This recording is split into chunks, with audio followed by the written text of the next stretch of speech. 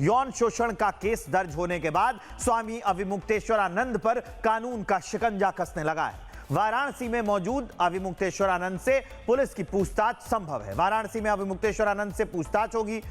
अविमुक्तेश्वरानंद के साथियों से भी पूछताछ संभव है।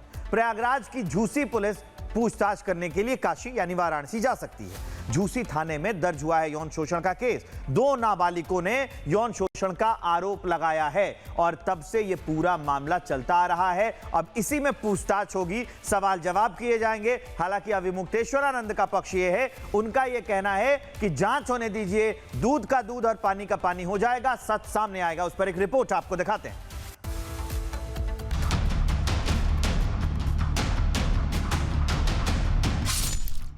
अविमुक्तेश्वरानंद पर रण, आश्रम में यौन शोषण। एफआईआर के पीछे साजिश का शक। झूठे मुकदमा भी झूठा है तो एविडेंस का तो सवाल नहीं है। गंभीर इल्जाम, क्या होगा अंजाम?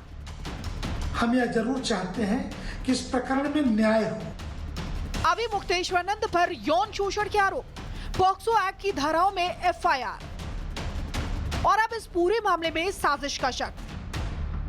हालांकि ये शक कोई और नहीं बल्कि खुद अविमुक्तेश्वरानंद जता रहे हैं। आरोपों को झूठा बता रहे हैं और खुद को क्लीन चिट दे रहे हैं। यानी कोर्ट भी मैं, जज भी मैं, जांच भी मेरी और फैसला भी मेरा। एक निचली कोर्ट है, एक मिडिल कोर्ट है और एक सुप्रीम कोर्ट है। तो जो निचली कोर्ट है वो जनता है, जनता सब देख रही है, वो निर्णय देने वाली है। जो मिडिल कोर्ट है, हाई कोर्ट, वो हमारा हृदय है। हम जान रहे हैं कि हम गलत हैं कि नहीं हैं। और तीसरे ईश्वर है, सुप्रीम कोर्ट, वो भी देख रहा है कि कौन गलत है कौन सही है। तो ऐसी परिस्थिति में तीनों कोर्ट से हमको क्लीन चिट है। हमारा अंतःकरण हमारे साथ है, स्पष्ट कह रहा है कि तुम निर्दोष हो। सुना आपने, अविमुक्तेश्वरानंद जांच में सहयोग की बात तो कर रहे हैं, लेकिन जांच रिपोर्ट का इंतजार नहीं करना चाहते। जांच किसी नतीजे तक पहुंचे उससे पहले ही खुद को निर्दोष करार दे रहे हैं। यहाँ तक जो सूचना मिली है, प्रयागराज से जिस थाने में एफआईआर हुई है, विवेचक के साथ कुछ पुलिस के आला अधिकारी अब किस पर्पस से आ रहे हैं ये तो यहाँ आने में पता चलेगा। और महाराज जी को हर कानूनी सहयोग और हर कानूनी मदद देने के लिए सुबह से हम लोग यहाँ तत्पर है। पुलिस अगर आती है, पुलिस अगर पूछताछ के मुद्दे से आती है तो पूछताछ करने में हम लोग प्रेजेंट रहेंगे वहाँ पर। पुलिस अगर गिरफ्तार करने के लिए आ गई तो ससम्मान जो उनका होगा गिरफ्तारी दिया जाएगा और हम लोग उनके साथ इलाहाबाद तक जाएंगे। बता दें कि यौन शोषण के आरोपों में घिरे अविमुक्तेश्वरानंद और उनके शिष्य के खिलाफ पुलिस ने अपनी जांच तेज कर दी है। गिरफ्तारी की तलवार लटक रही है और सूत्रों की माने तो मामले की जांच के लिए जल्द ही प्रयागराज पुलिस वाराणसी जाएगी और अविमुक्तेश्वरानंद से पूछताछ करेगी। इसके अलावा पीड़ित नाबालिगों के बयान भी दर्ज किए जा सकते हैं। साथ ही मठ के अन्य सेवादारों से भी पुलिस पूछताछ करेगी।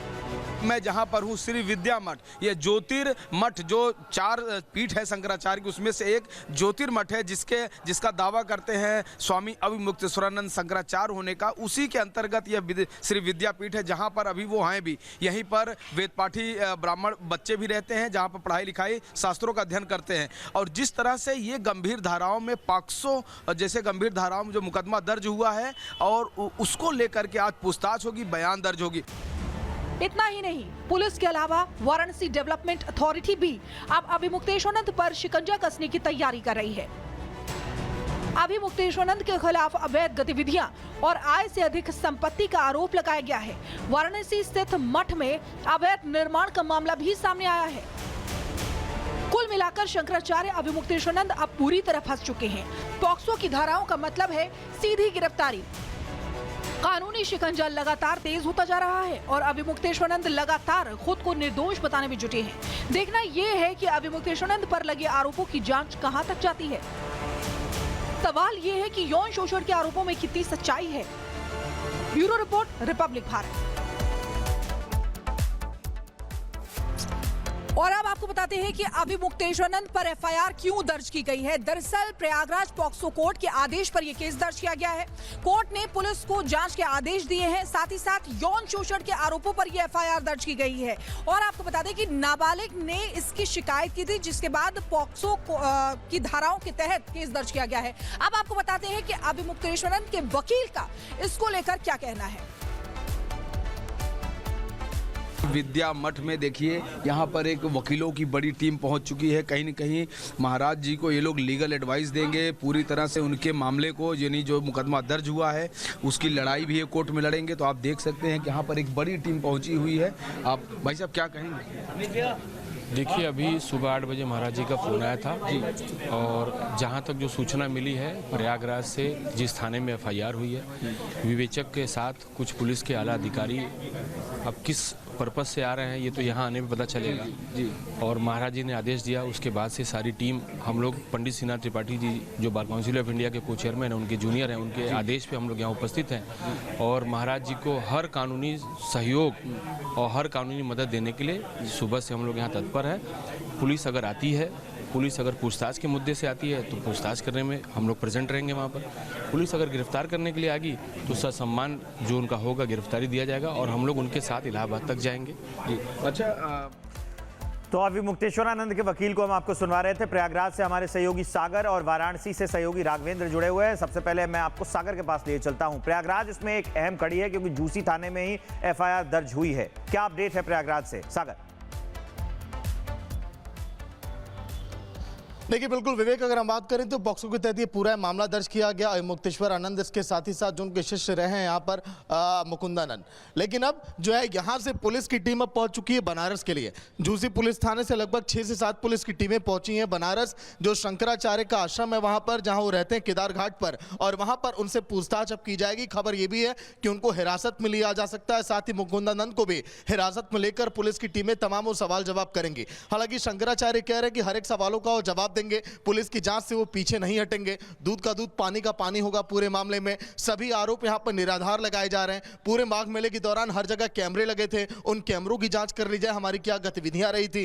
तो अपनी सफाई लगातार शंकराचार्य दे रहे हैं। लेकिन अब पुलिस की टीम इसीलिए पहुंची है क्योंकि जज विनोद कुमार के आदेश के बाद झूसी में देखिए एफआईआर दर्ज की जाती है। पुलिस की टीम हर एक उन पहलुओं पर जाती है। कुछ देर पहले हम शंकराचार्य के आश्रम पर भी गए, जहां पर आश्रम देखिए बनाया गया था माघ मेले के दौरान। हालांकि इस समय वो पूरा देखिए जो टेंट लगा था, पंडाल हटा था माघ मेले के बाद, उसे तो हटा दिया गया। लेकिन अब जो वहां पर कैमरे लगे थे, उन कैमरे और सीसीटीवी फुटेज को पूरी तरह से सुरक्षित अब रख लिया गया है, ताकि देखिए जांच की जब कड़ियां धीरे धीरे आगे बढ़े तो फिर तस्वीरें साफ हो कि आखिर शंकराचार्य की गतिविधियां क्या रही थी पूरे माघ मेले के दौरान। क्योंकि केवल माघ मेला ही नहीं, कुंभ के दौरान भी आरोप है शंकराचार्य पर कि वो यौन शोषण के वो और उनके जो शिष्य हैं मुकुंदानंद वो किया करते थे।